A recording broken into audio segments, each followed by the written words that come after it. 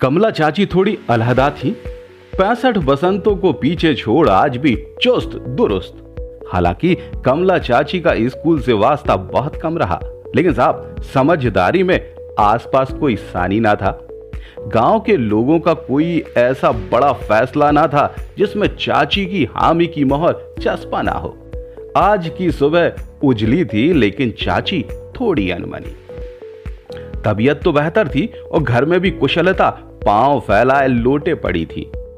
वैसे आज खुशी की खबर थी कि इंजीनियर पोता राजू शहर से पूरे 7 दिन के लिए गांव रहने आ रहा था। हर दादी का दिल अपने पोते को लेकर बल्लियां उछलने लगता है। कमला चाची भी तो राजू पर जान छिड़कती थी। लेकिन आज हुआ क्या था कि खुशी के साथ अनमनापन भी कदम ताल जो कर रहा था। बेटा बहू को भी चाची का उखड़ा उखड़ा सा ये रूप साल सा रहा था।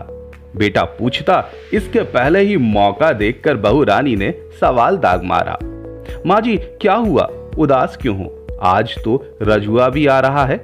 आप ही तो जिद पकड़ कर बैठी थी कि रजुआ को बुलाओ। रानी ने सवाल की झड़ी ही लगा दी, लेकिन जवाब था जो ना मिल पाया।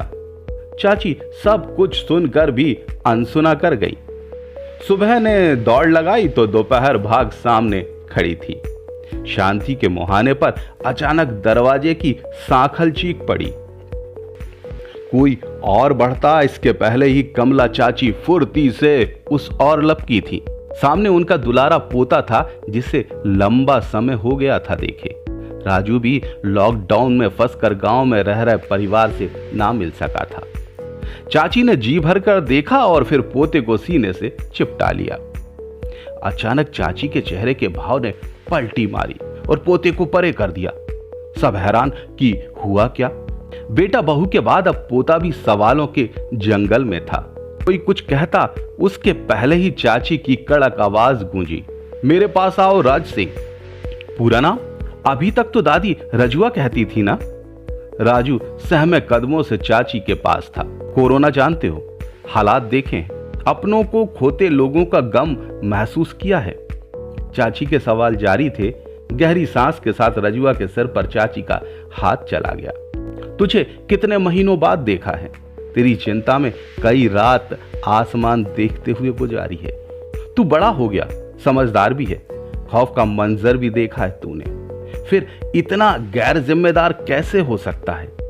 कैसे तू अपने परिवार, समाज, देश को एक अधकचरी जानकारी या फिर लोगों के बहकावे में आकर एक बड़ी मुसीबत में और धोख सकता है?